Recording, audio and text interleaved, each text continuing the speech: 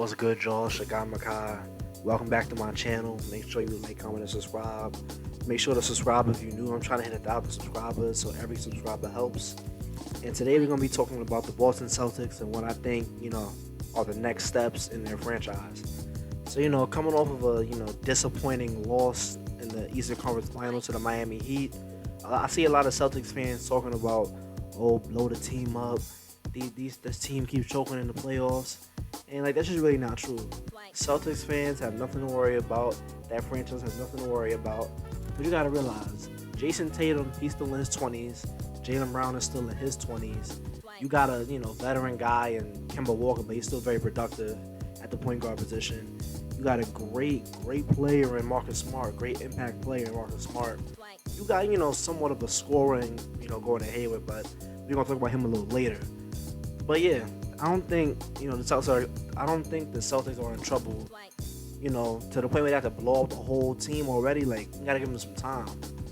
But yeah, some of the most glaring issues that was apparent during the playoffs. The Celtics need a better center. They need a more serviceable big man. Daniel Tice, he's all right, but it's are you really getting a lot of offense from Daniel Tice? Can you go to the post with Daniel Tice? Can you do things with Daniel Tice that's consistent, reliable? No, you can't. And when you try to bring Enes Kanter in, do you really want to sacrifice defense for offense and rebounding? No, you don't. You want to have both of those things at the same time. And there's just really no place for them to improve in the draft this year, because they got pick number 14. By that pick, there's gonna be. Honestly, I don't think there's a lot of great centers in this draft, but maybe I could be wrong. I'm not a draft guy, so don't kill me in the comments for this. But at number 14, I'm seeing they could take Tyrese Maxey. That's the name I'm hearing on some mock drafts that I've been researching. But yeah, and they need to really talk about that Gordon Hayward contract, because I think he gets to opt in this summer for about not this summer, but this off season, but. He gets to opt in for about $34.2 million or $34.5, somewhere in the 30. He's getting paid over $30 million for, not being what he was in 2017 when he signed the contract. So it's Gordon Hayward is a great player. Not great. Gordon Hayward is a solid player for what he does, for what his role is, but he's not, a superstar. He's not a star. He's not, some great elite scoring option. He's a great scoring option off the bench. He's very solid, but for $34.2 million, I don't think that the Celtics are very happy with that deal. It's not Gordon Hayward's fault. I mean, he got that terrible foot injury, on opening play of opening night. So it was Jesus Christ. I didn't expect him to come back, and be any shell of his former self, but he came back and was pretty solid, I think. But you got to explore trading that contract away. You got to explore trading Gordon Hayward away. And a lot of a common trade partner that I see for the Celtics is the Indiana Pacers. And I know Celtics fans all over the world. They're just saying we want Miles Turner. Miles Turner is a great big man, great solid big man. He's a very good rim protector. He can stretch the floor for the Celtics if need be. They can go to him in the post if need be. He's just the perfect center to finish out this Celtics, roster, the Celtics starting five. And, to match the money of that deal, I think you'd have to trade Malcolm Brogdon, and, you have to throw in some other money guys in there to, finish out that trade. But I think if Indiana is open to it, Danny Ainge needs to be on the phone immediately. He needs to be calling up whoever the GM is in Indiana. I can't know off the top of my head, but he needs to be calling him up and saying, what do you want for Miles Turner? I need Miles Turner in my life. I need Miles Turner on this team. And of course, Jason Tatum and Jaylen Brown. And Marcus Smart is untouchable because, he's a big impact guy. I would love to have Marcus Smart on my team, but sadly the Celtics got him, and they should be happy with that. But yeah, that's the only, really glaring issue I see with the Celtics this year. The big problem in the Miami Heat series was that consistently, I feel like every game, the Celtics just refused to close out a fourth quarter. They would be, up in the fourth quarter.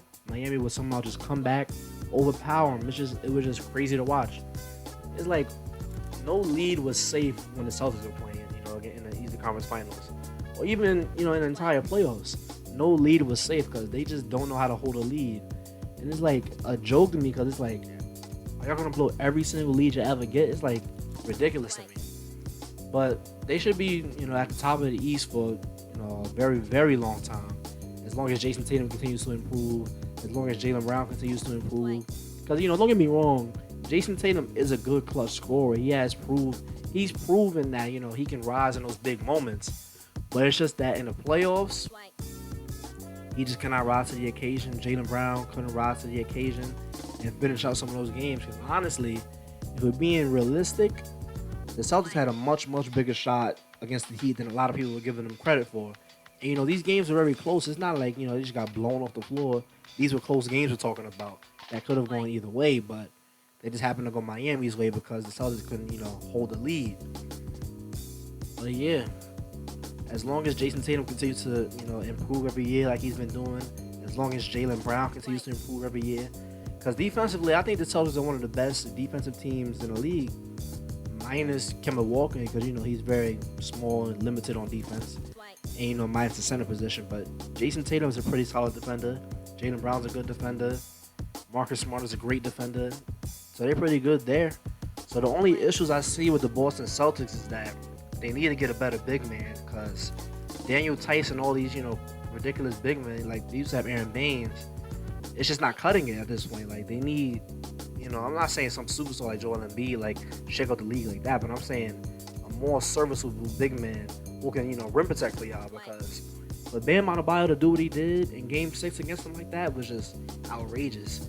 Running the length of the floor, getting right to the rim, and basically being uncontested, it was just outrageous to watch.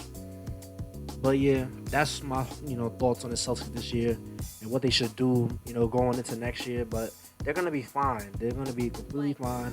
They're gonna finish a top 3 team in the East for multiple years. I say 8 to 10 years. And as long as, barring any, God forbid, unforeseen tragic injuries to, any of the young core, they're going to be great for a long time to come, and they're going to be a very exciting team to watch in the future. Anyway, if you take to the end of this video, thank you. Don't forget to like, comment, and subscribe, and I'll see you on the next one.